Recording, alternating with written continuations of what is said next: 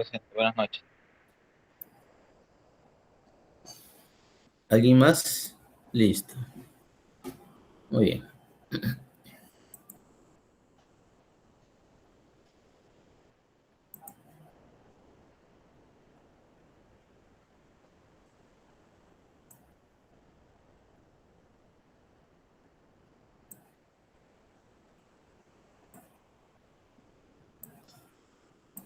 Listo, muy bien. A ver, alumnos, buenas noches con todos nuevamente.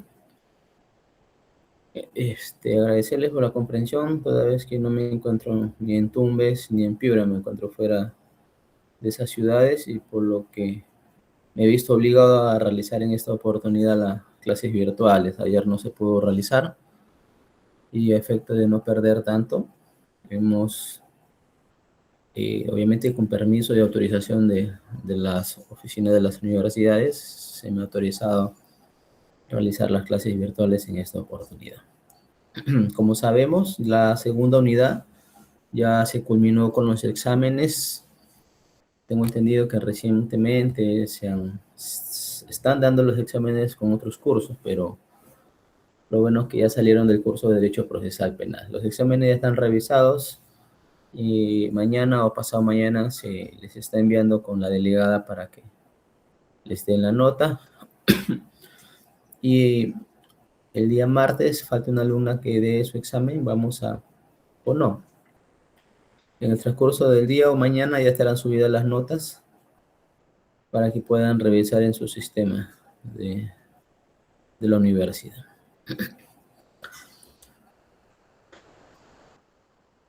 El sílabus que se explicó al inicio de clases del ciclo, alumnos, hablaba de 3 unidades. En la primera unidad hemos hablado de la etapa de juzgamiento. En la segunda unidad hemos hablado sobre la etapa impugnatoria del proceso penal. Y en esta tercera oportunidad vamos a hablar, o en esta tercera unidad vamos a hablar sobre los procesos especiales. No olvidemos que el Código Procesal Penal contempla 7 procesos especiales, que también van a ser materia de exposición de los demás grupos que aún faltan por exponer. Sin embargo, dentro del cronograma, el docente está encargado de explicar el primer proceso especial, que es el proceso inmediato. Desde el artículo 446 del Código Procesal Penal, es decir, después de la etapa impugnatoria, ya vamos a entrar a tallar lo que son los procesos especiales. Y como vuelvo a repetir, el código contempla 7 tipos de procesos especiales, ¿no? Tenemos el proceso inmediato, procesos por altos funcionarios públicos, el proceso de determinación anticipada, el proceso de seguridad, el proceso de falta, el proceso de colaboración eficaz y el proceso por acción privada. Son 7 procesos especiales que el Código Procesal Penal contempla y que van a ser materia de explicación tanto de los grupos que van a exponer como también pues retroalimentar por parte del docente. Vamos a hacer prácticas porque nos interesa saber, al menos por este momento, los procesos que son más concurrentes en nuestro sistema. Y justamente el proceso inmediato es uno de ellos. El proceso inmediato es uno de los procesos especiales, claro está, que es muy recurrente actualmente, más aún cuando sabemos que en cada distrito judicial existen las unidades de flagrancia. Y como bien dice la palabra, lleva procesos nada más por flagrancia delictiva. ¿Ok? Por ejemplo, si hoy por hoy sucede un hurto o un robo agravado o un asesinato y el acusado es detenido inmediatamente, esos tipos de procesos en flagrancia los ve las unidades de flagrancia, ¿no? Por eso es que este proceso inmediato se ha convertido en uno de los procesos más recurrentes y más utilizados dentro del sistema procesal, que también tiene sus ventajas como sus desventajas, y también vamos a expresar en qué supuestos procede este proceso inmediato. Pero antes de ello, vamos a narrar más o menos la historia de este proceso inmediato, porque no es un proceso recientemente, a ver, están tratando de ingresar ya, no es un proceso recientemente que se encuentra dentro del Código Procesal Penal. Bueno, claro está que dentro del Código Procesal Penal de 2004, recién es incorporado este proceso inmediato. Pero tiene su historia o su génesis, al menos en la legislación peruana, mediante la figura o institución jurídica de la conclusión anticipada, donde el acusado pues aceptaba su responsabilidad penal y asumía de manera inmediata una pena y una reparación civil sin la actuación de pruebas. Y este es el origen del proceso inmediato, más o menos es lo mismo, no es una figura similar. Pero si hablamos de los antecedentes históricos, bueno, sabemos que este proceso inmediato nació en Italia y obviamente era con la finalidad de agilizar los procesos penales que no requerían de mucha actividad probatoria, ¿no? Así que pues tenemos un antecedente histórico internacional, que el proceso inmediato nace de Italia, de la legislación italiana, y dentro de la historia peruana o historia, génesis historia nacional, esta figura más o menos es copiada de la figura de la conclusión anticipada de juicio oral, que en ese entonces se daba, pues, antes del ingreso del Código Procesal Penal, se daba con el sistema anterior, con el Código de 1940, si no más me equivoco, ¿no? Y es así, pues, que nace ya en el 2004 con la incorporación de un nuevo sistema acusatorio adversarial garantista, con el nuevo Código Procesal Penal, que prácticamente es una copia fiel del Código brasilero y del brasilero de Costa Rica, y Costa Rica lo copian, ¿no?, de Francia. Y es que ya recién en el Código de 2004 se incorpora la figura del proceso inmediato. Y que a lo largo de pasar del tiempo, es que pues ha ido evolucionando y ha ido perfeccionándose, e inclusive ya en el sentido de precisar con claridad qué procesos pueden verse o tramitarse en el proceso inmediato y qué procesos no pueden tramitarse, ¿no? Aspectos de estructura ha venido evolucionando y ha venido perfeccionándose. Pero en sí, ¿qué es el proceso inmediato? ¿Cuáles son los supuestos en que incurre o puede establecerse un proceso inmediato? ¿Cuál es su regulación del proceso inmediato? Son varias preguntas que tenemos en esta oportunidad o en este momento y que van a ser aclaradas durante el desarrollo de esta clase. El proceso inmediato, alumnos, es un proceso especial. Y por ser un proceso especial tiene su propia regulación, ¿no?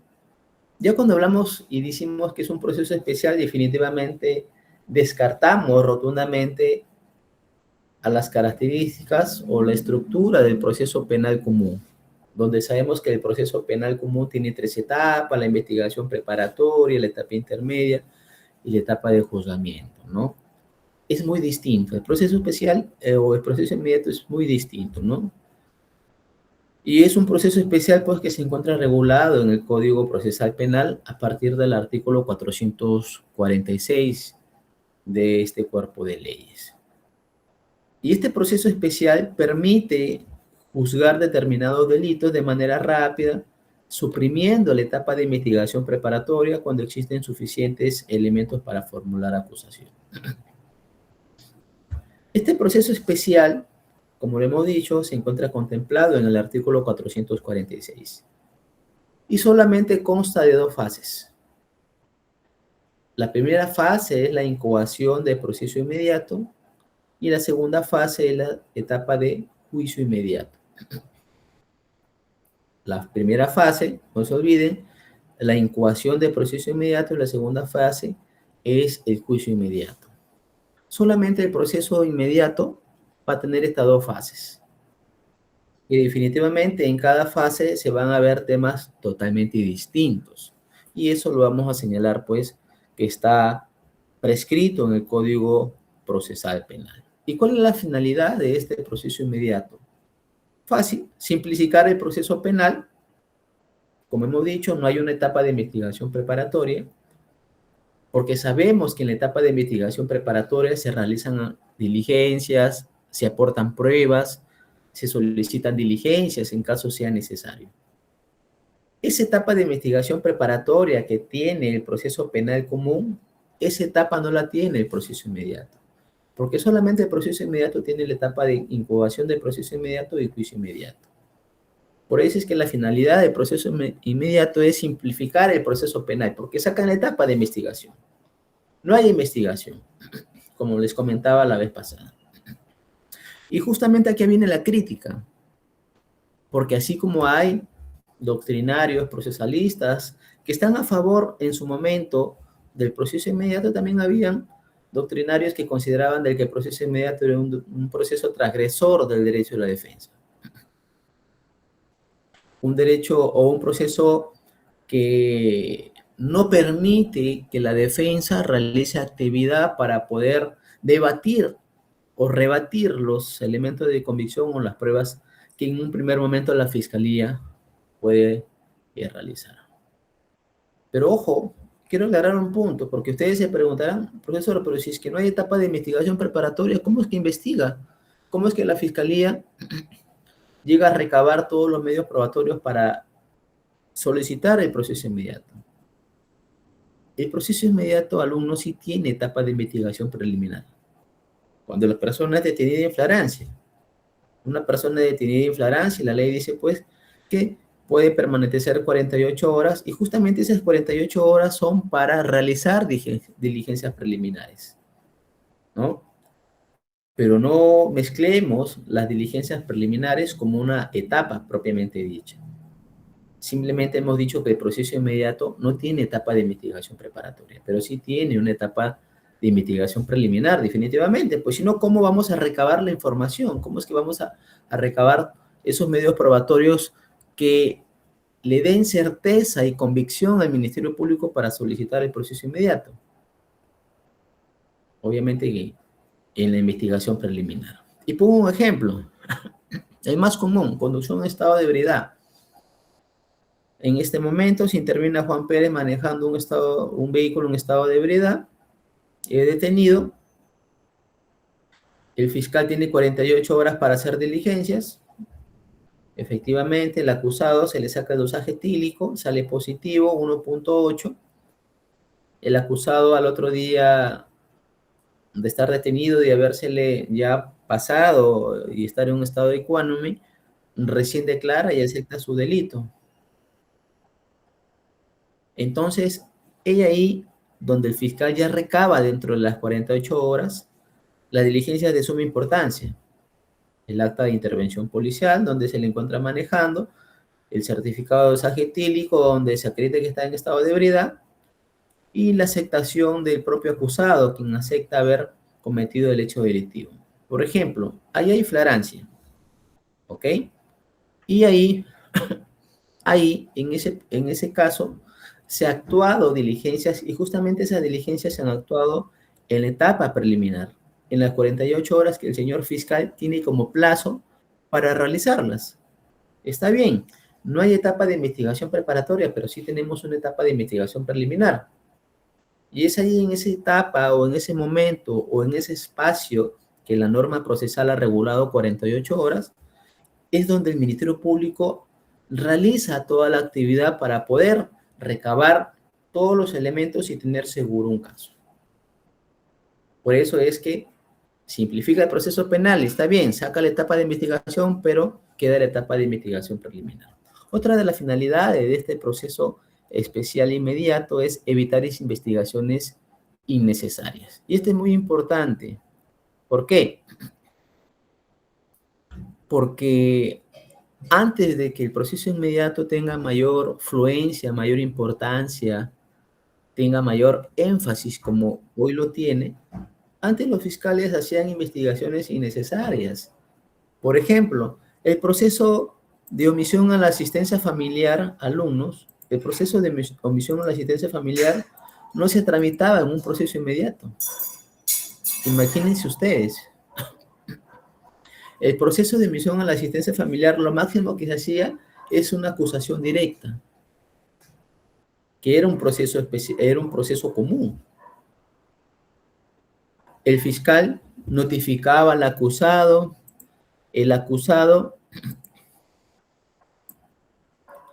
sacaba su disposición de archivo de investigación preliminar e inclusive señalaba fecha para la audiencia o diligencia de principio de oportunidad.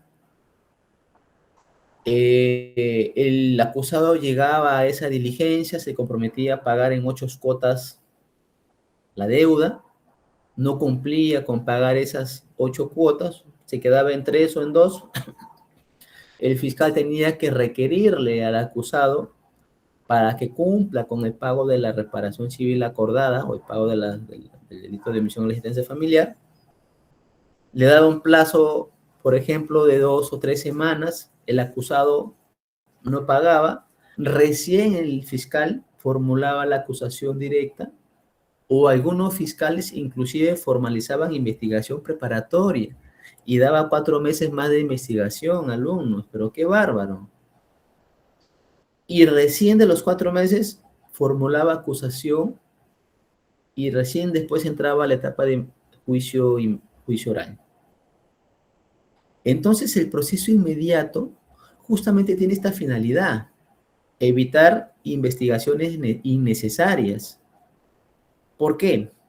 Porque se dieron cuenta los legisladores y también los doctrinarios y procesalistas, pues que no era necesario tener una investigación con las etapas del proceso común en un delito que no requería de mucha actividad probatoria o que era muy fácil poder acreditar la comisión de ese delito, así como también la vinculación con el acusado.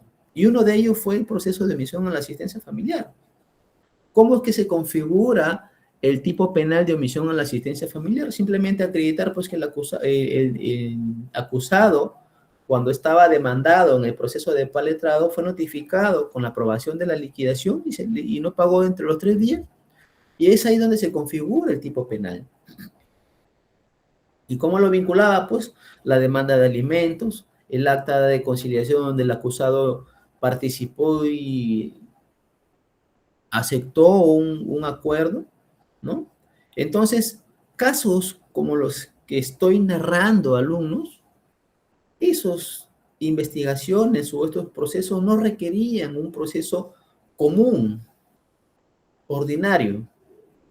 El delito de omisión a la asistencia familiar, el delito de conducción en estado de ebriedad, también es otro tipo penal, donde también el fiscal hacía diligencias preliminares, se aplicaba principio de oportunidad, no pagaba, se le revocaba, el fiscal solicitaba la acusación directa y pasaba a juicio oral. Cuando se dieron cuenta, ¿no? de que estas investigaciones innecesarias, que dicho sea de paso, sobrecargaban los despachos fiscales así como judiciales, es que se determinó que estos procesos en los que no se necesitaba máxima investigación deban de incluirse dentro del proceso inmediato. Y eso es lo que se hizo. Porque si leemos la norma procesal, en el artículo 446, alumnos, bien claro le especifica la norma que los procesos de omisión a la asistencia familiar y los procesos de conducción en estado de ebriedad sean procesos que sí o sí tienen que pasar por el proceso inmediato. Una, porque hay ausencia de complejidad. Dos, y hay evidencia delictiva. Eso dice la norma procesal. ¿Y por qué así? ¿O cómo así? Fácil. En el delito de omisión a la asistencia familiar, ¿hay ausencia de complejidad? Sí, porque no es un delito complejo. No estamos hablando de corrupción de funcionarios.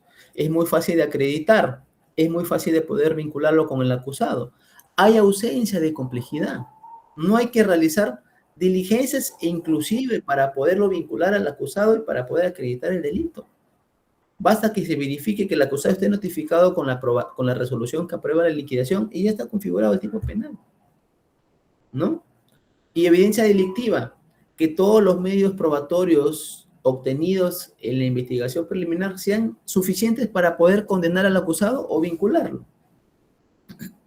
¿no? Entonces, por eso es que una de las finalidades de este proceso especial inmediato es evitar investigaciones innecesarias, ¿no? Ya actualmente el artículo 46 ha señalado qué tipos de procesos, omisión a la asistencia familiar, conducción de estado de ebriedad, sí o sí tienen que pasar por el proceso inmediato. Y también otros en donde esté acreditado la vinculación y la comisión del hecho delictivo. ¿Y cuál será uno de los ejemplos en donde no sea necesario investigaciones largas o investigaciones innecesarias? Puede ser inclusive, alumnos, un delito de homicidio, de asesinato. Puede ser inclusive un delito de robo agravado. Juan Pérez, o mejor dicho, una alumna, sale de la universidad y justamente afuera de la universidad es cogoteada por dos transeúntes, dos menores, ¿no? 20 años y 17 años, y la cogotean a la alumna, le roban su mochila, su laptop, pero para la mala suerte de los ladrones, por ahí pasa un patrullero, observa lo que está pasando y detiene a los delincuentes. Hay flagrancia, por ejemplo, y prácticamente, como fueron encontrados con las manos en la masa, está toda la actividad probatoria que puedan vincularlo. Por ejemplo, se llamó a la agraviada para que narre cómo es que sucedieron los hechos, se llamó a los efectivos policial para que narren cómo es que se percataron del hecho delictivo y de la intervención del acusado. Hay propio reconocimiento del acusado. Entonces, en ese hecho, por ejemplo, en ese hecho, ya no hay más investigaciones que realizar. Ahí, por ejemplo, se puede evitar una investigación innecesaria. El fiscal ahí no cabería que formalice investigación preparatoria, pida prisión preventiva y tenga 6 meses de investigación cuando ya obtuvo todos los elementos necesarios para poder acreditar la comisión del hecho delictivo y para poder acreditar la vinculación con el acusado, ¿no?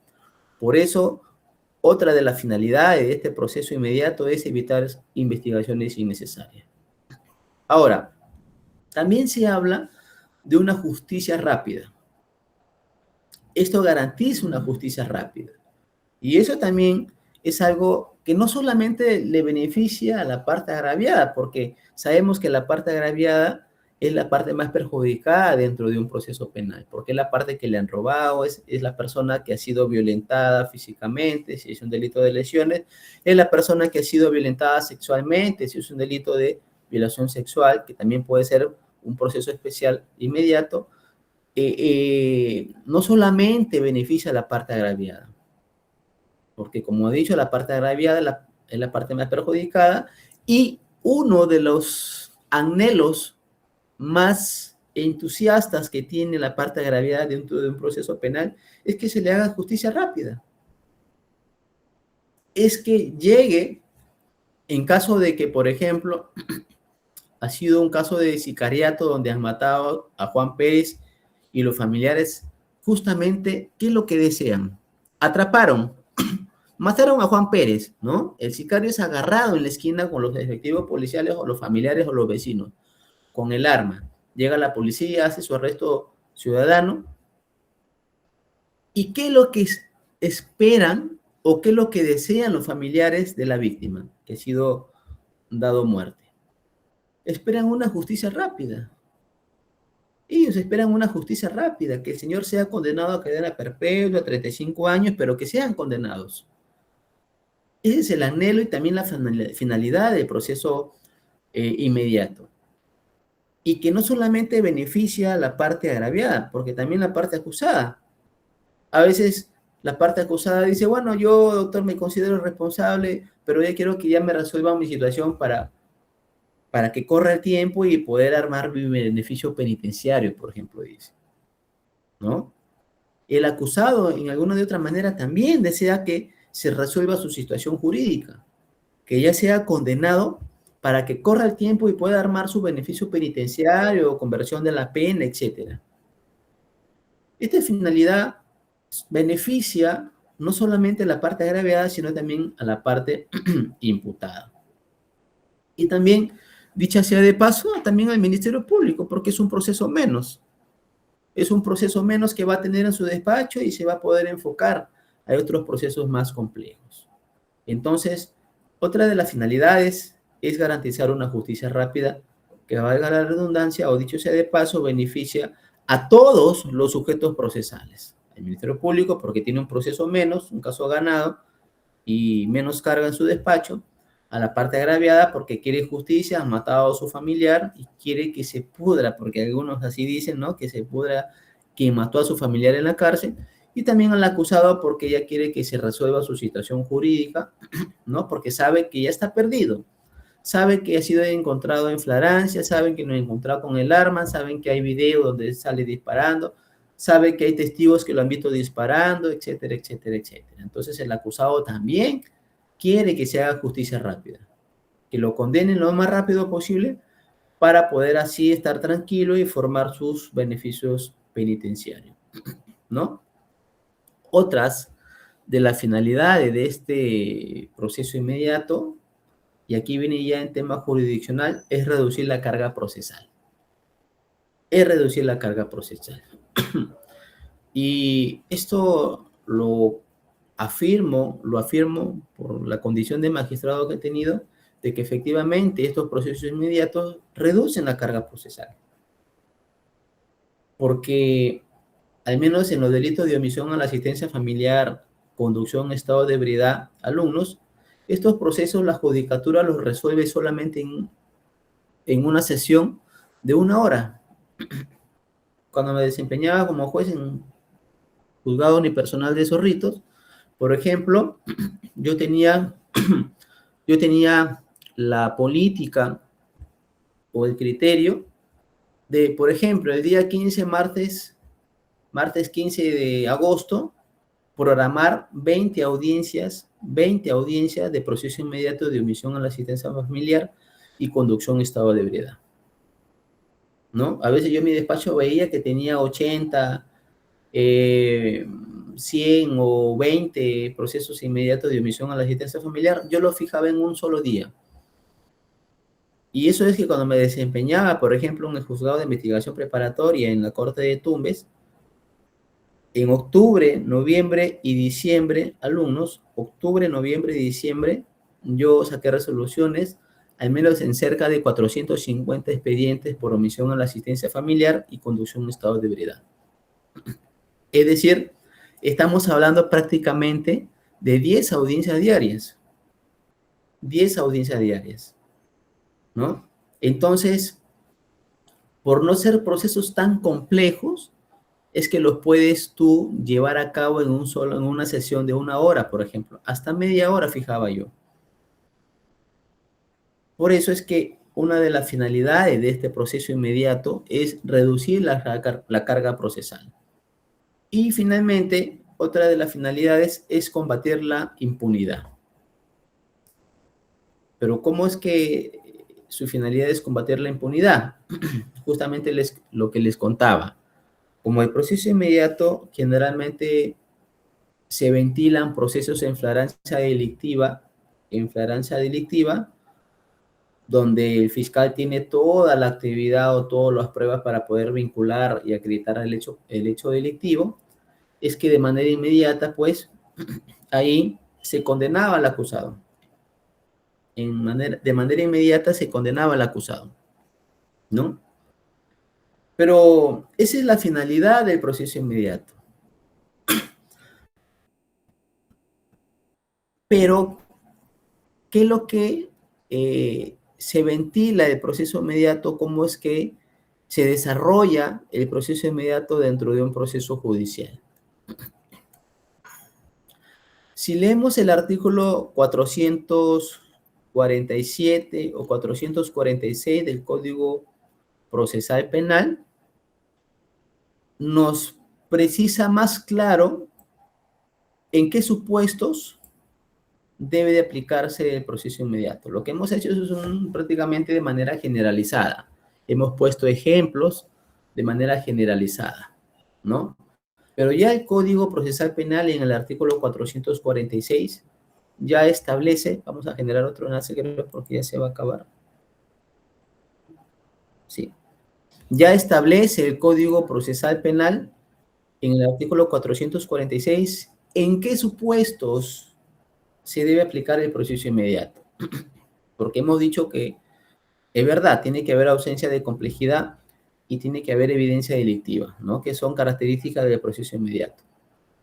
Y puede ser un proceso o delito grave, mientras haya ausencia de complejidad, no por la naturaleza del delito, sino porque ya están todas las pruebas y hay evidencia delictiva, es decir, que todas las pruebas lo hunden al acusado, se puede aplicar el proceso inmediato. Puede ser en robo agravado, puede ser en asesinato, puede ser en tenencia ilegal de armas, e inclusive violación sexual, actos contra el pudor, etcétera, etcétera, etcétera, ¿no? Pero el Código Procesal Penal, en el artículo 446, dice claramente en qué casos procede el proceso inmediato. Y eso, pues, vamos a explicarlo después que les envíe el enlace y puedan ingresar nuevamente.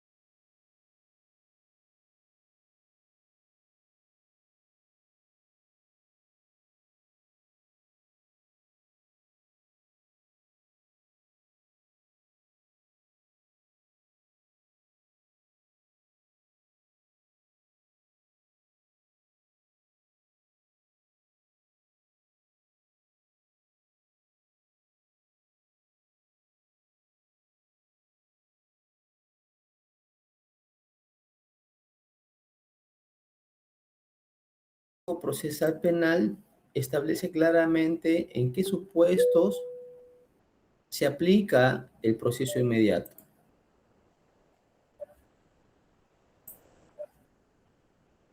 A ver, un rayo que estoy aceptando a todos. Ya.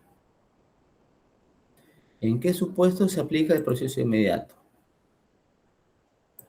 Y el primero de ellos, el primer supuesto en el que se aplica el proceso inmediato, dice el artículo 446, inciso 1, literal A, 1. Cuando el imputado haya sido sorprendido y detenido en flagrancia de delito, y en cualquiera de los supuestos del artículo 259. Es decir, cuando se trate de un delito en flagrancia delictiva, es ahí donde se puede aplicar el proceso inmediato. Y este inciso o este literal es mucho más específico al decir cuando se presente en algunos, ¿no? O en cualquiera de los supuestos del artículo 259. Y si nos remitimos al artículo 259 del Código Procesal Penal, obviamente vemos la flagrancia propiamente dicha, la cuasiflagrancia y la presunta flagrancia. Y esto es muy importante distinguir. ¿Por qué? Porque al momento que el abogado se opone a la incubación de proceso inmediato, porque aquí también hay que decir algo muy importante. Si el fiscal pide incubación de proceso inmediato a alumnos, no quiere decir que el señor juez lo va a otorgar de manera inmediata, porque va a haber una audiencia. No es que el fiscal dice, solicito el proceso inmediato y se le va a dar, no, porque sabemos que este sistema acusatorio garantista, todo es oral, todo es contradictorio, todo es público. Entonces, se va a debatir eso, se va a poder debatir eso. Si el fiscal pide proceso inmediato y si el abogado refuta jurídicamente, legalmente, que no procede el proceso inmediato, el juez no otorga el proceso inmediato, no ampara el requerimiento fiscal y da el proceso inmediato. Y uno de los claros ejemplos, alumnos, justamente está en la casación que yo les entregué como material para el examen. ¿Se acuerdan de la casación de Sullana, caso de violación sexual, donde se le condenó al acusado por el simple hecho de haber sido sindicado por tener el uniforme? ¿No? Ahí, por ejemplo, no estamos hablando de una flagrancia propiamente dicha, porque el señor no ha sido encontrado prácticamente con las manos en la masa. Ahí hablamos de una prácticamente exacto, el que estaba conectando la luz. Ese caso que yo les he entregado, por ejemplo, si es que el abogado hubiese hecho una buena defensa, si el abogado se hubiese opuesto a la incubación de proceso inmediato a alumnos, no se daba el proceso inmediato. El juez, cuando analiza y escucha los argumentos de la defensa y tienen veracidad, logicidad, fundamentación jurídica, el juez no puede otorgar el proceso inmediato.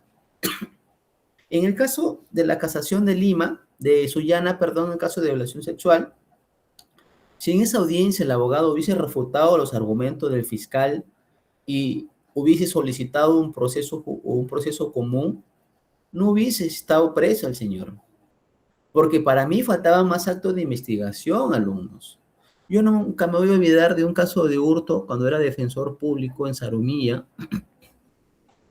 Proceso inmediato, hurto agravado.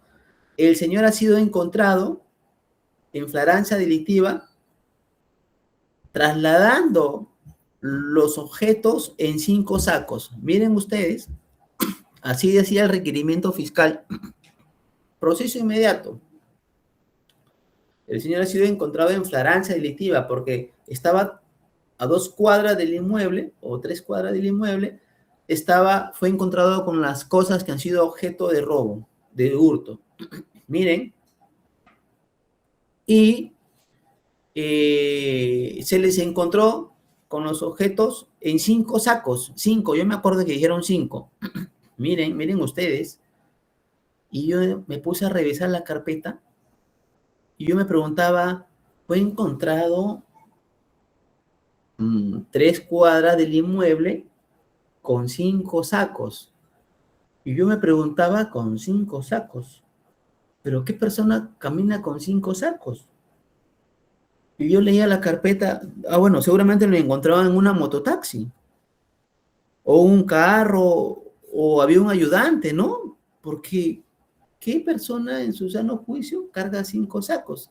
Y estamos hablando de balón de gas, cocina eléctrica, inclusive estamos hablando de sillas sillas esas de plástico, ¿no?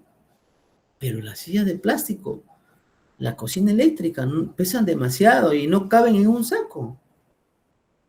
Y miren, en el requerimiento fiscal decía de que no había sido violentada la puerta, miren, señor alumnos, no había sido violentada la puerta porque se hizo una constatación, ni tampoco había agujero o perforación en la pared. La pared era de palma con barro y no había perforación.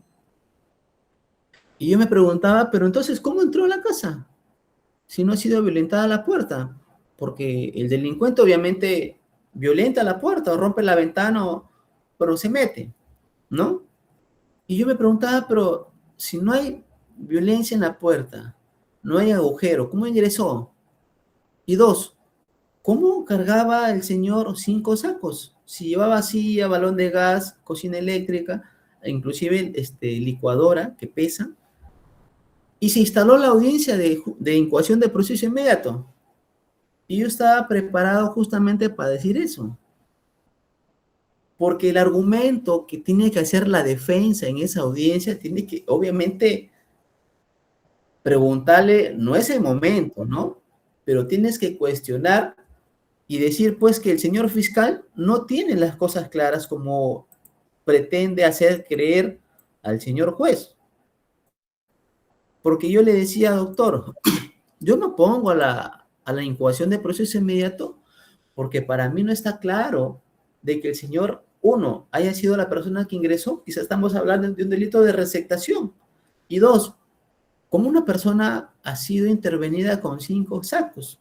Yo quisiera que el señor fiscal nos explique en esta audiencia cómo es que cargó los 5 sacos, en qué mano, porque yo cargo 5 sacos y me caigo o es imposible poder avanzar.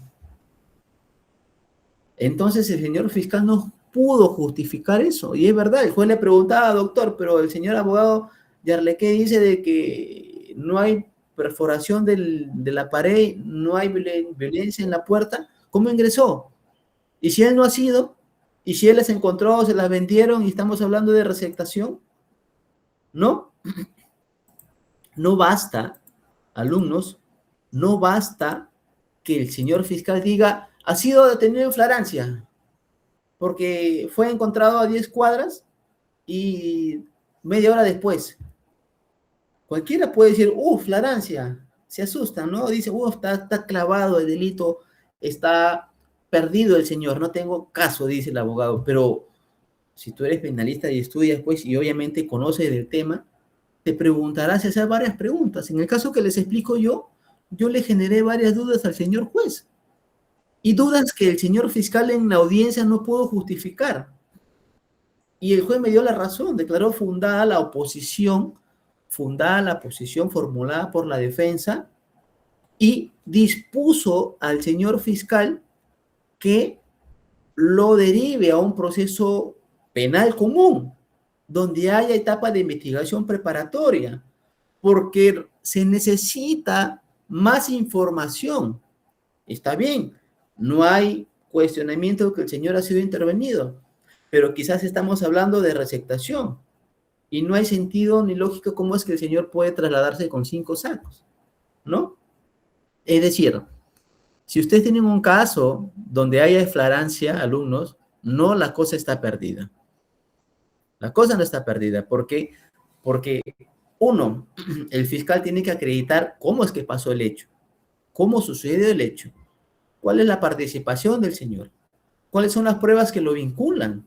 El señor fiscal pues pensaba que porque ha sido intervenido en flagrancia delictiva supuestamente y está el acta de intervención y las cosas ahí, ya proceso inmediato. Y eso no es así. Eso no es así, alumnos.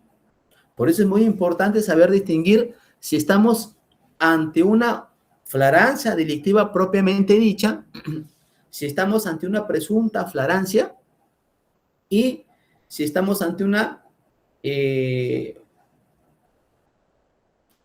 cuasi flagrancia, ¿no?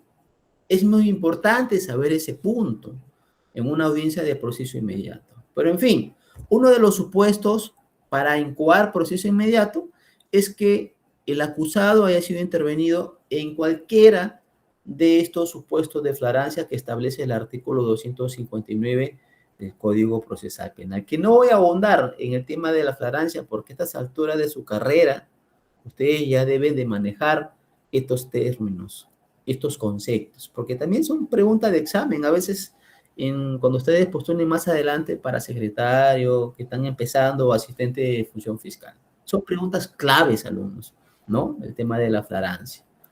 Ya. Segundo supuesto en que procede el proceso inmediato. Dice el Código Procesal Penal en el literal B, cuando el imputado ha confesado la comisión del delito, en los términos del artículo 160, ¿no?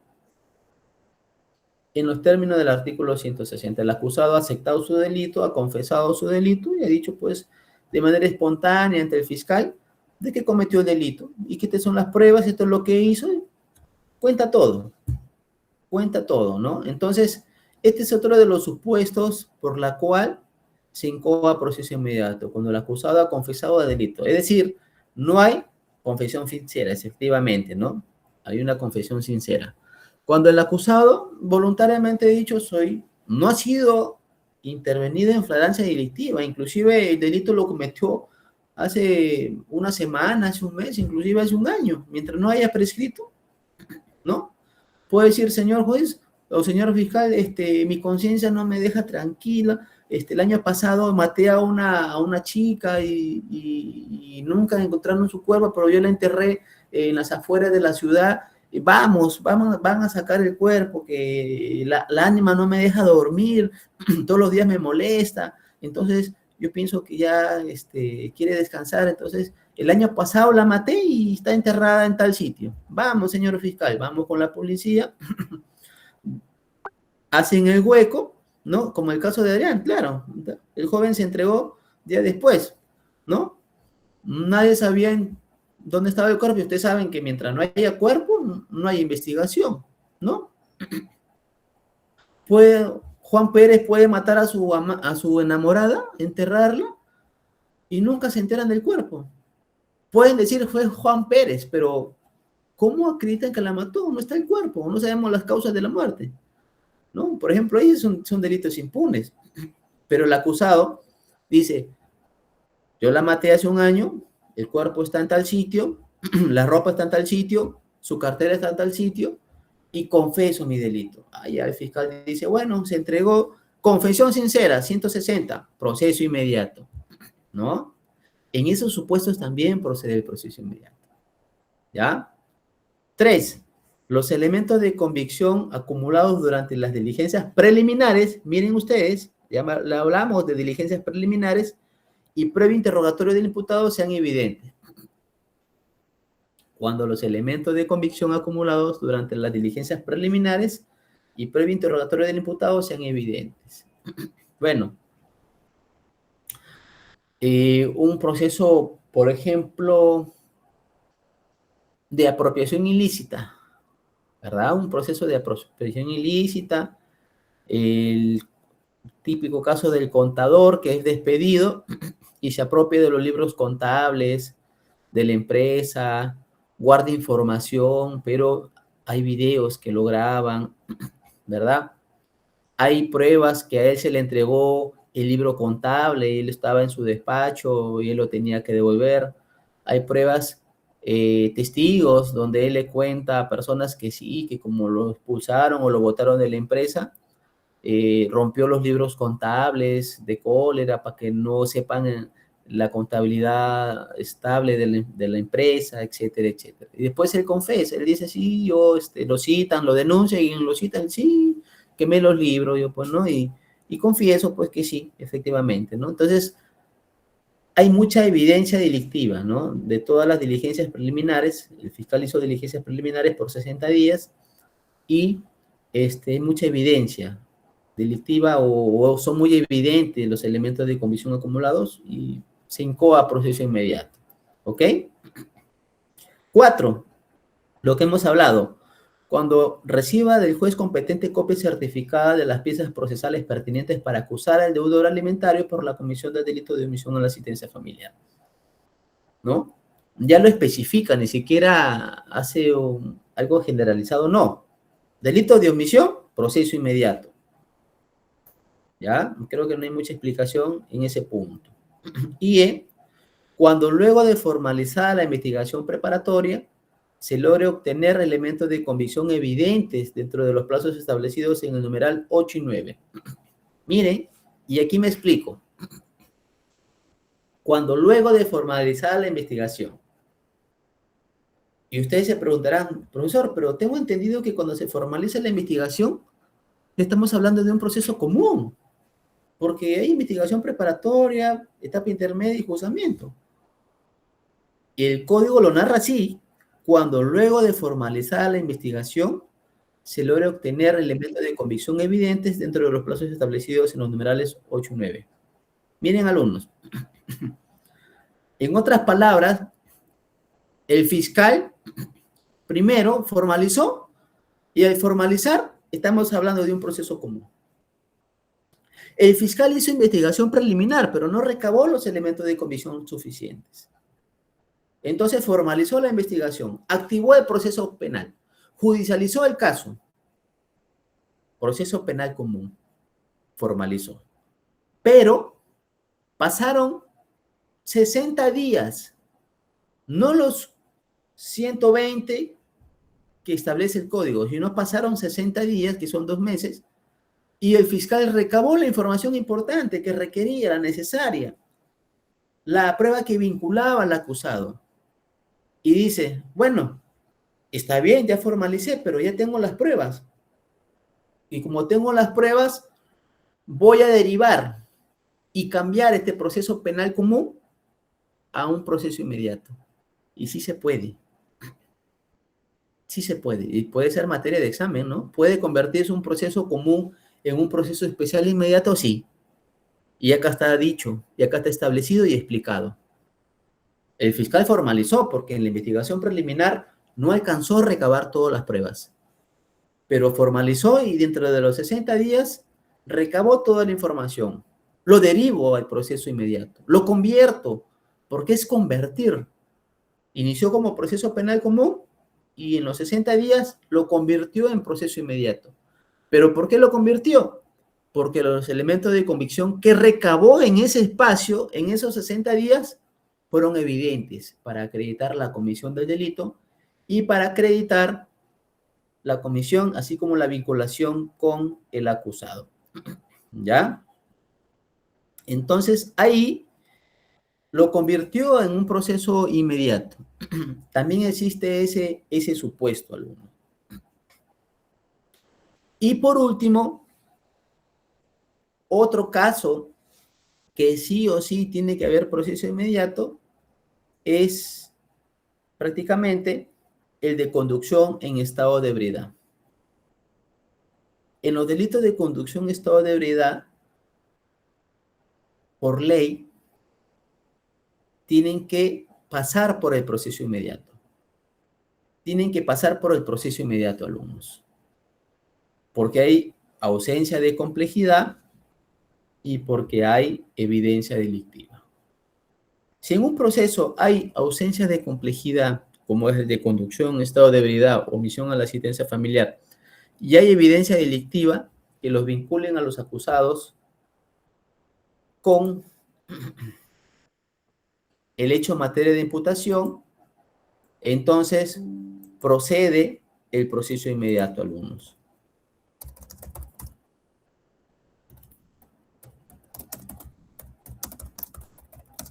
Entonces, y ustedes se preguntarán, profesor, pero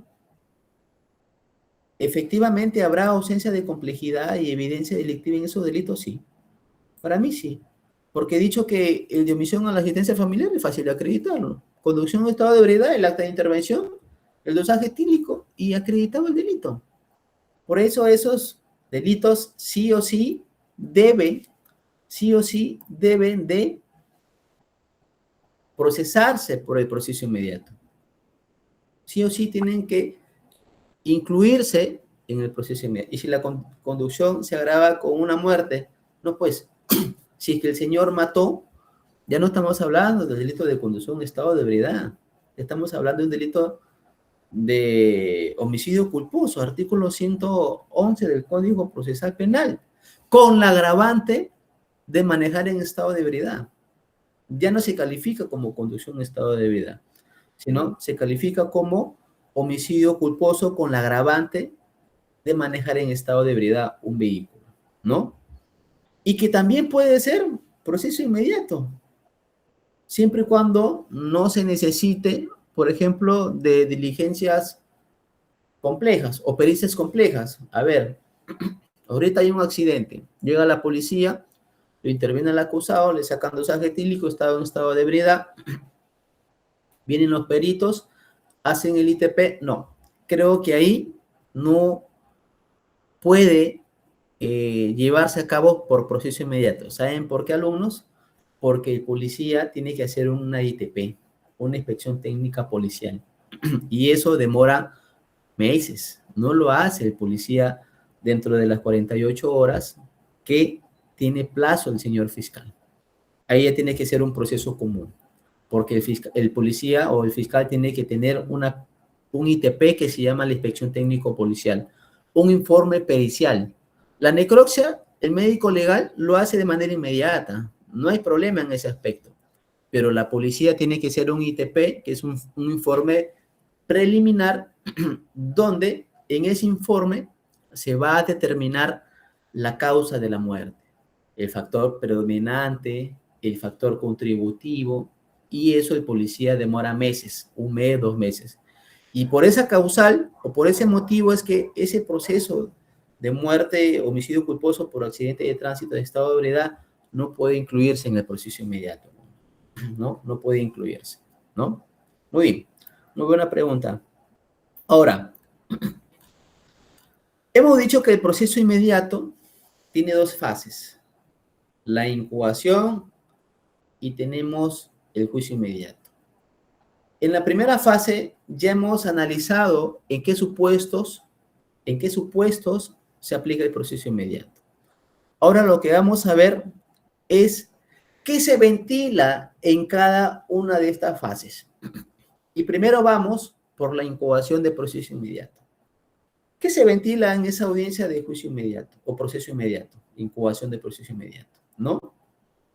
No olvidemos, alumnos, que el hecho de que el fiscal pida la incubación de proceso inmediato no es que el señor juez la va a otorgar de manera inmediata, porque en esa audiencia se discuten muchos puntos.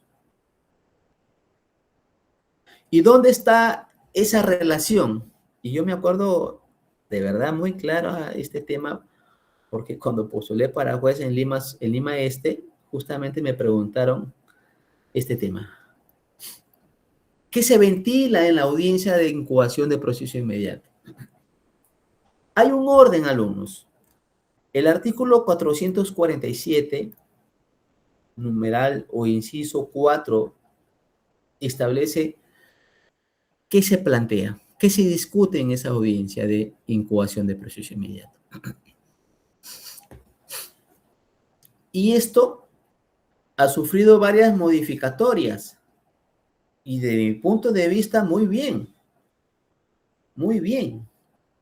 Porque no digo que está o ha sido perfeccionado esta figura del proceso inmediato.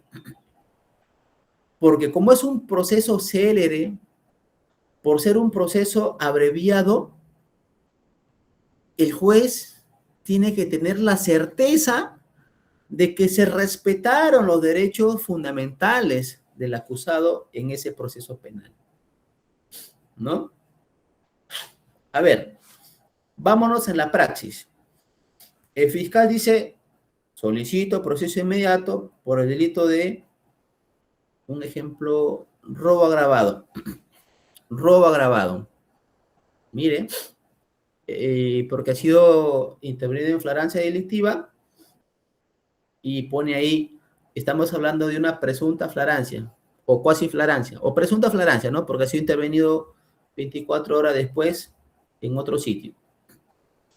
Miren, el juez toma conocimiento de ese requerimiento le corre traslado al acusado con su abogado y señala fecha de audiencia. Hoy día se presentó la incoación de proceso inmediato y el señor juez señala fecha de audiencia para mañana, jueves 10 de la mañana. Y el abogado comienza a estudiar el caso. Comienza a leer el Código Procesal Penal y lee el artículo 447. Lee el artículo 447 del Código Procesal Penal y comienza a analizar.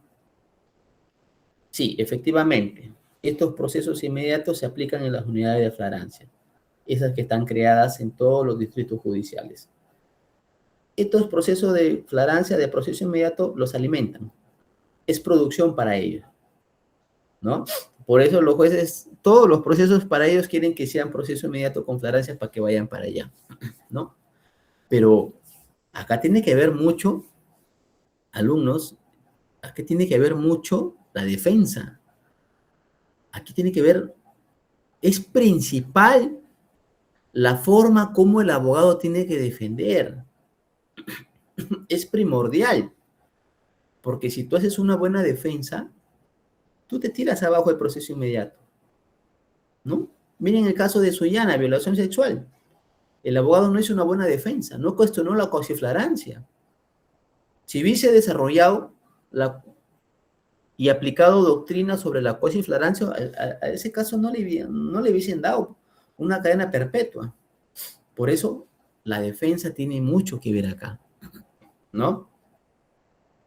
Bueno, continuamos. Se fijó audiencia para mañana jueves 16 de julio, 10 de la mañana, audiencia de incoación de proceso inmediato. Y ahí es donde les voy a explicar. El artículo 447, ¿no? Dice lo siguiente. Primero, se va a ventilar sobre la legalidad de la detención del imputado. A ver, un alumno, por favor, que me colabore con la lectura del artículo 447, inciso 4, literal A. Alguien, por favor.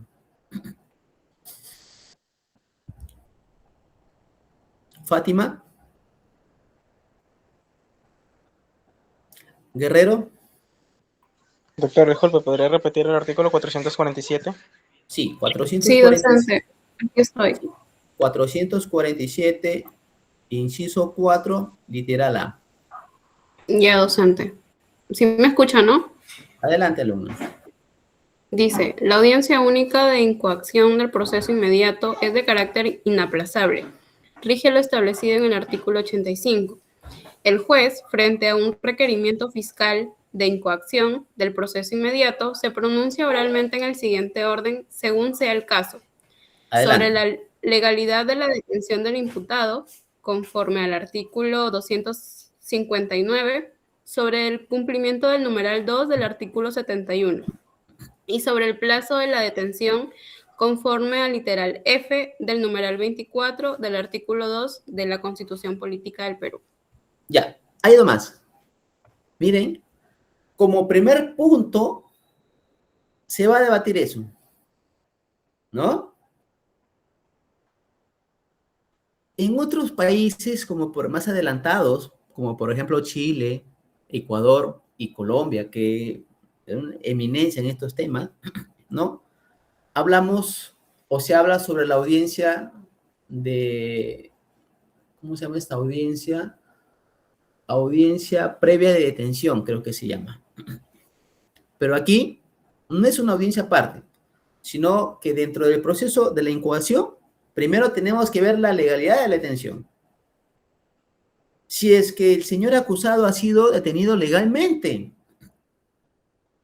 si es que realmente ha habido flagrancia, cuasiflagrancia o presunta flagrancia, si es que se ha cumplido con los derechos del artículo 71 del Código Procesal Penal, derecho a un abogado, derecho a pasar por médico legal, entre otros derechos, ¿verdad?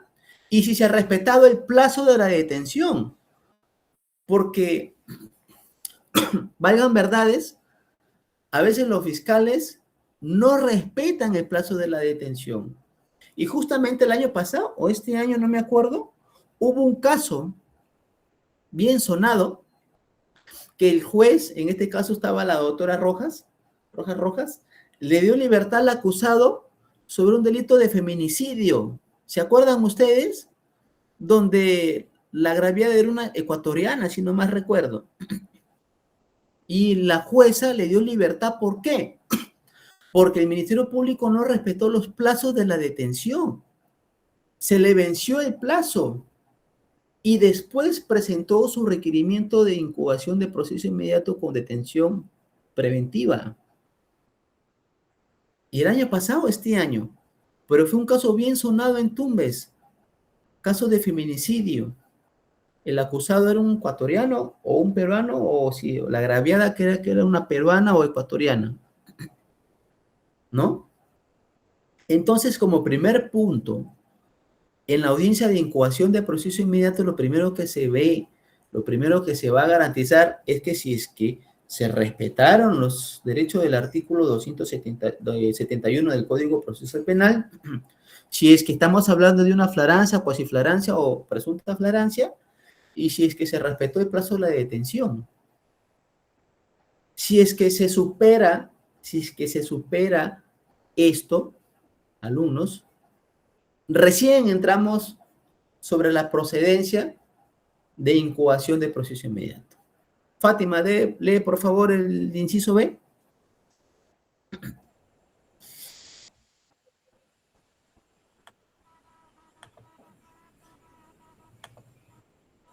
Ya. Dice, sobre la procedencia de la incoacción del proceso inmediato. Ya, gracias. Se superó el inciso A, ¿no? Se respetó los derechos, el plazo, y recién se procede a la incubación de proceso inmediato. Y el fiscal comienza a oralizar que quiere proceso inmediato por esto, por esto, por esto, por esto, por esto. ¿Ya? Si es que el abogado hace una defensa eficaz, eficiente, responsable, puede lograr que no se incoe proceso inmediato y el juez ordena proceso común.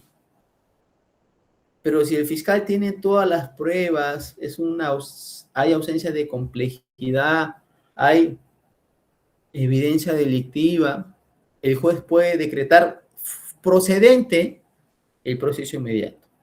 ¿Ya? Eso va a depender de acuerdo al cuestionamiento que haga la defensa. Hay situaciones donde, por ejemplo, la defensa no tiene teoría del caso y está todo perdido y ni se opone. Y el juez fácilmente declara procedente el proceso inmediato. Pero hay situaciones donde el abogado hace una buena defensa con pruebas y logra que se declare improcedente el proceso inmediato. Entonces, pueden pasar dos cosas. O procedente y continúa su trámite, o improcedente y lo derivan al proceso penal común, como en el caso que les expliqué de hurto agravado, ¿verdad? Que me opuse y el juez dijo no, improcedente el proceso inmediato y derívese el proceso común y que el fiscal haga actividades para acreditar tal punto, tal punto, tal punto. Ya. Pero hay que ponernos en el caso de que salió procedente el proceso inmediato para poder analizar los demás incisos. Otro alumno, por favor, que me dé lectura al inciso C. Adelante, Tatiana. Dice, sobre la procedencia del principio de oportunidad. No, el C. El C. El inciso C. Sí.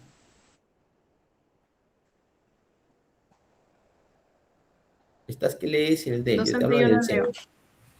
Ya. Sobre la procedencia de la constitución de partes procesales, si fuera el caso. Ya. Miren, el juez dijo procedente el proceso inmediato. Ahora se va a debatir sobre la procedencia de las constituciones de las partes procesales. Aquí, el actor civil, que es el agraviado, se puede constituir en actor civil. El agraviado se constituye en actor civil. A eso se refiere. Se declara procedente del proceso inmediato y el agraviado dice, doctor, voy a constituirme en actor civil. Y comienza a fundamentar para la constitución de actor civil. Y el juez dice, fundada la constitución. Por ejemplo, en un delito de conducción en estado de ebriedad, quien se constituye el actor civil siempre es el procurador del Ministerio de Transportes y Comunicaciones, ¿no? Siempre se constituye un actor civil. Es conducción en estado de ebriedad del delito, procedente el proceso inmediato, y el procurador se constituye un actor civil. Esa es la oportunidad. No puede ser antes, tiene que ser después de la incubación del proceso inmediato. A eso se refiere este inciso. Vamos con el D. Fátima. Bien. Sobre la procedencia del principio de oportunidad de un acuerdo reparatorio o de la terminación anticipada solicitado por las partes. Muy bien. Miren, no se olviden ese tramo porque quizás yo le haga esas preguntas en el examen, así como más o menos han venido en el segundo examen de la segunda unidad, más o menos así. Grábense esto. Después de que se constituye un actor civil y ya es oficialmente parte actor civil, se le da la oportunidad al acusado para que aplique un principio de oportunidad, un acuerdo reparatorio o una terminación anticipada. Generalmente sucede, pero ¿cuándo sucede? Cuando el acusado prácticamente está perdido. Cuando el abogado dice, no tengo teoría del caso, no puedo defenderte, estás fregado, estás embarrado, prácticamente todo está en tu contra, ¿no? Y te recomiendo un principio de oportunidad o un acuerdo reparatorio o una terminación anticipada, depende del delito. Porque si es conducción en estado de ebriedad, un principio de oportunidad nada más. Si es lesiones culposas, un acuerdo reparatorio nada más. Si es robo agravado, violación sexual, tenencia ilegal de armas, si es lesiones graves, si es, a ver, un delito de usurpación, de daños, ¿no? Terminación anticipada. Supongamos robo agravado. Doctor, yo me cometo a una terminación anticipada. Ah, ya, las penas son 10 años, menos 2 años por un sexto por terminación, 8 años. Te pongo 8 años. Si es conducción en estado de ebriedad, doctor, vos pagas la reparación civil 700 soles. Muy bien, principio de oportunidad. Se tiene por cancelada la reparación, archivado el caso. No te generó antecedentes. Si es acuerdo reparatorio, muy bien, lesiones graves o lesiones culposas. Un accidente de tránsito, lesiones culposas, ¿no es cierto? Paga la reparación civil. El señor gastó 2.000 soles más 1.000 soles de indemnización, muy bien. Acuerdo reparatorio, terminado el caso. Entonces, después de ventilar la incubación de proceso inmediato, después de constituirse en actor civil, el imputado puede acogerse a esas salidas alternativas. Terminación anticipada, acuerdo reparatorio y principio de oportunidad. Y eso va a depender del delito, definitivamente. Porque no vas a aplicar un principio de oportunidad en un delito de robo agravado, definitivamente que no. No, esas burradas no creo que cometan los abogados. No creo que el abogado pida acuerdo reparatorio cuando hay violación sexual. Definitivamente no paga, no. Yo me acuerdo cuando era juez, un fiscal me pidió una terminación anticipada con pena suspendida. Y yo me quedé sorprendido. Yo estaba como juez de investigación en la Corte de Tumbes. El pata tenía 35 años y me estaba pidiendo una terminación anticipada con pena suspendida. Y yo le decía al señor fiscal, oralice su pedido, doctor, y fundamente más que todo la pena para abreviar. Y me dijo barbaridad y media, y no me convenció de que se le imponga una pena suspendida. Y yo me preguntaba, oye, pero ¿por qué me habrá pedido pena suspendida el fiscal? Pero si no procede. O el fiscal no sabe, se ha parcializado con el acusado, o ha habido modificatoria. Yo me preguntaba, ¿me habrá habido modificatoria? Llamé a un colega, doctor, procede terminación anticipada por tenencia, el pata tiene 35 años, doctor, ¿ha habido modificatoria? No sé, tengo dudas. Y mi colega me dijo, no, doctor, no ha habido modificatoria, y eso no procede, es una aberrancia jurídica. ¿Cómo va a pedir pena suspendida con tenencia? Cuando la pena se había elevado todavía a 8 años.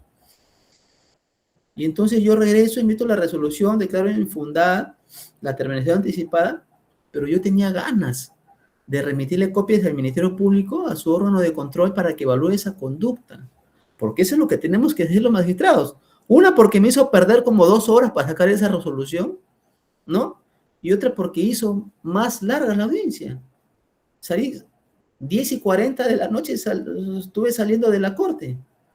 Y justamente porque me planteó una terminación cuando no correspondía. Yo tenía unas ganas de remitirle copias al fiscal, a su órgano de control, para que evalúe esa conducta, porque era una conducta, para mí, negligente, negativa, no ayudaba en nada, muy por el contrario, ¿no?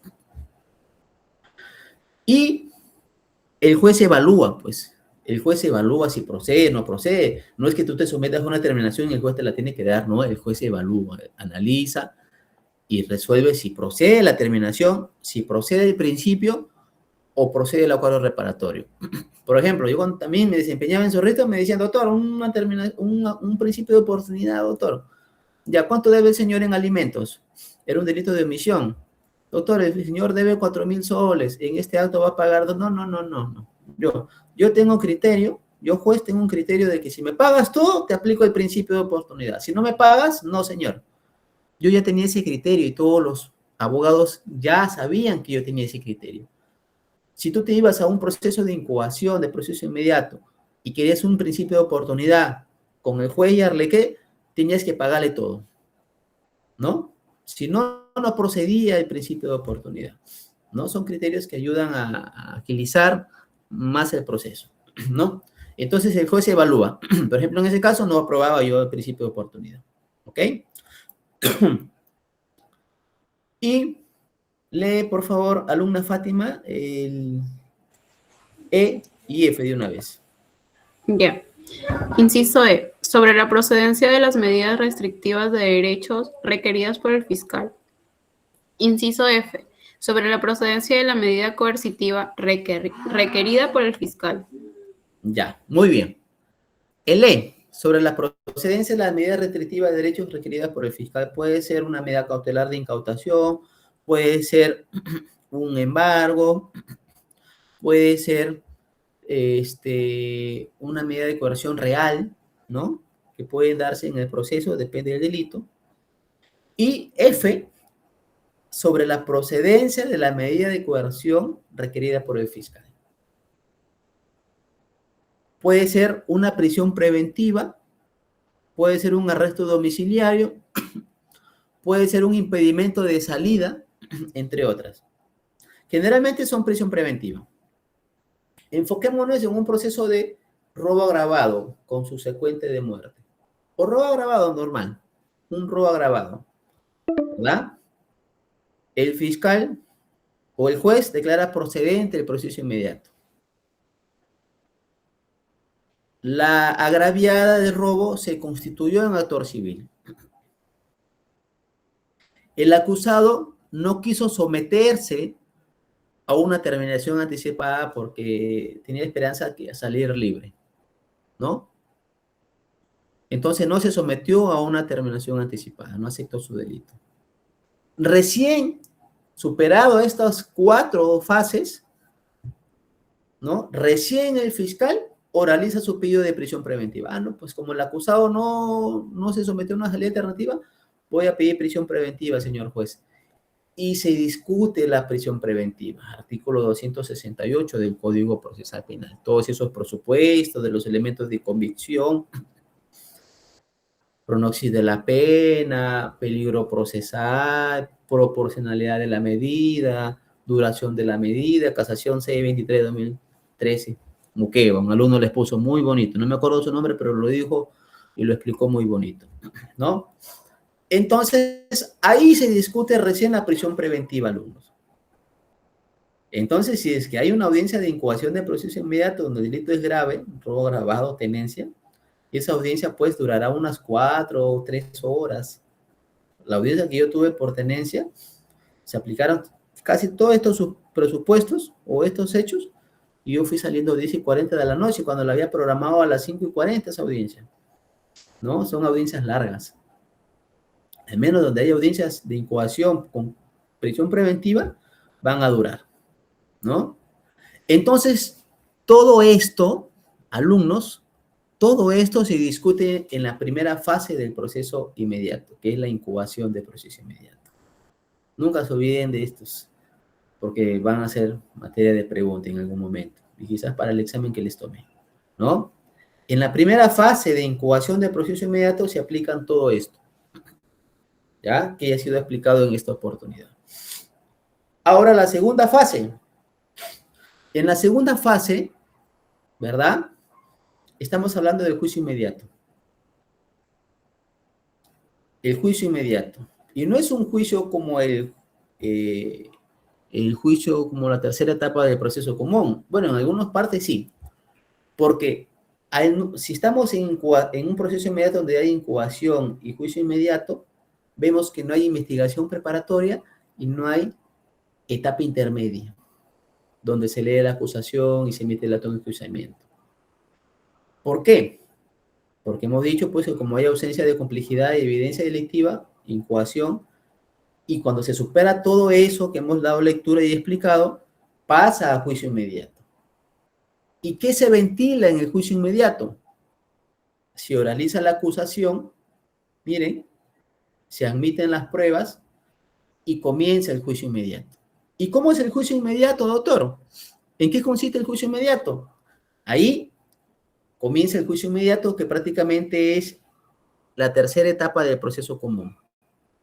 Todo lo que desarrollamos en la primera unidad, alegato de apertura, prueba nueva, interrogatorio de testigos, de peritos, oralización, prueba de oficio, retiro de acusación, alegato de clausura y sentencia, se aplican en el juicio inmediato. Todo se aplica aquí. Un juicio normal, ¿no? Se aplica en el juicio inmediato. Entonces, creo que quedó claro este punto. Incubación del proceso inmediato y juicio inmediato. Las dos fases que conforman el proceso especial inmediato. Miren, y si ustedes se ponen a leer el Código Procesal Penal, vemos que este proceso especial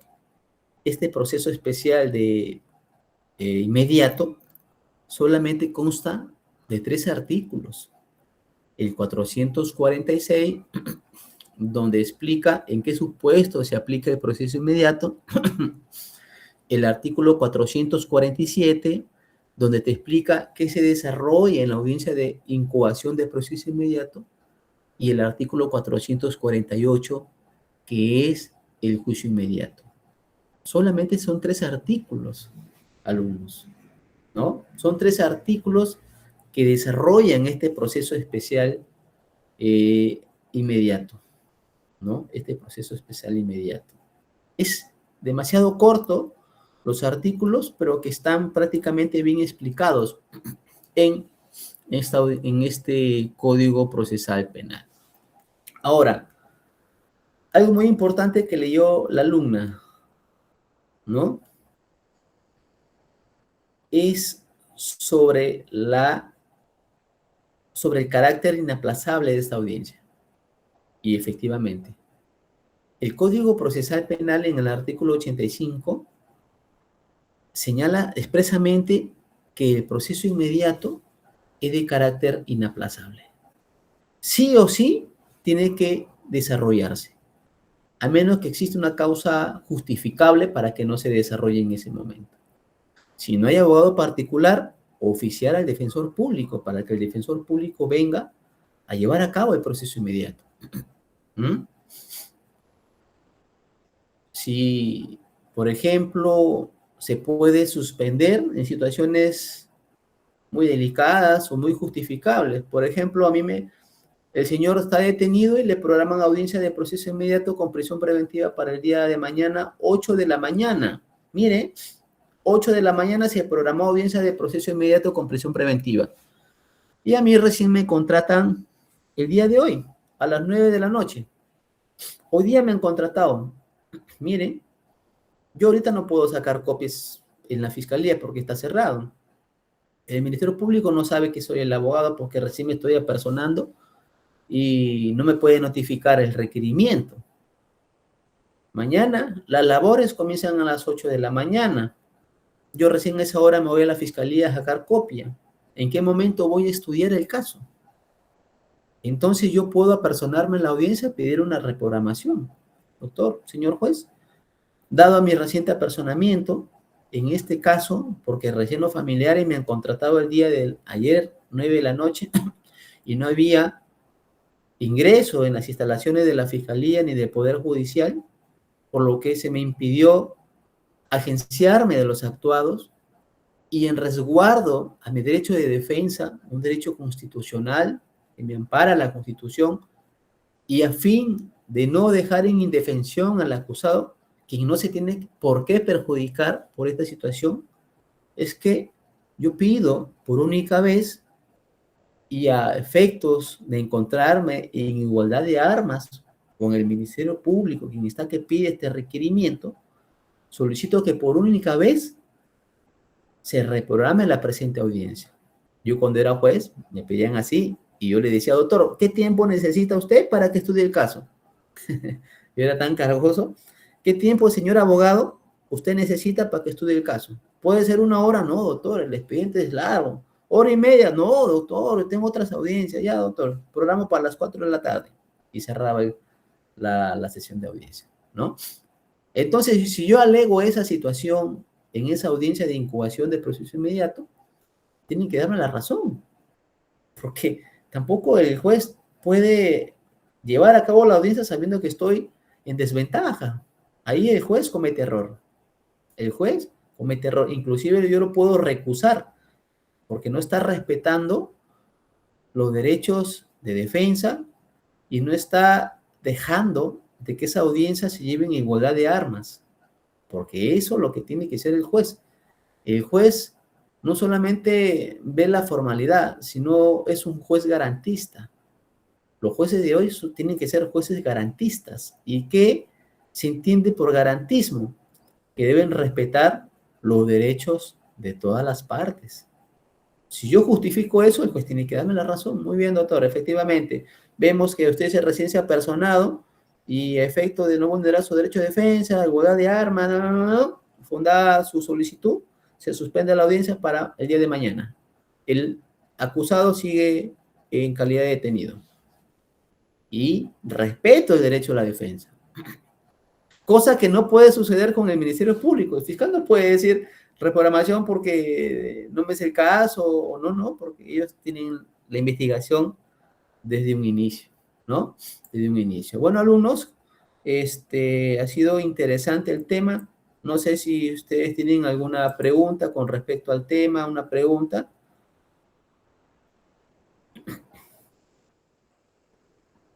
¿Mm? Doctor. Muy bien. El día de mañana estoy entregando material sobre este tema de flagrancia delictiva para un control de lectura en la siguiente sesión. En hora de la noche o a más tardar mañana se va a publicar las notas, ya los promedios de la segunda unidad. Ojalá no se asusten y que esa nota que van a ver mañana les motive a que en esta tercera unidad puedan esforzarse un poquito más y poder salvar el curso más que todo. ¿Ya? Muy buenas noches con todos. Hasta luego. El martes nos encontramos. Sí, ¿alguien quiso preguntar? Sí, doctor, disculpe, no va a volver a tomar lista para ¿Su los que apellido? ingresamos un poquito. ¿Cuál es su Macías apellido? Urbina. Macías Urbina. ¿Quién más? Yo también, doctor. Llovera Morán, por favor. Vives A ver. Dioses. Llovera Morán. ¿Qué más? ¿Vive Dioses? Vives Dioses. Vives ¿Quién Dioses, sí, más? doctor. ¿Quién más? Chanta Machado, doctor. A ver, Santa Machado. ¿Alguien más? ¿Alguien Flores más? Martínez, por favor. Flores Martínez. ¿Alguien más? ¿Alguien más? Dávila Merino dijo. A ver, Dávila Merino. ¿Quién más? Doctor Ceballos Moretti. Disculpe, Ceballos Moretti. Ceballos Moretti. ¿Quién más? ¿Alguien más? Creo que ya no. Están todos. Buenas noches con todos. Nos encontramos a Natalie Adela. ¿Levantó la mano? Sí, docente, sí me considero en lista. ¿Nombre? Farfán Zapata. Farfán Zapata. Muy bien. Ya está. Nos encontramos el día martes, Dios mediante. Buenas noches. Hasta luego, Hasta doctor. luego, docente, gracias.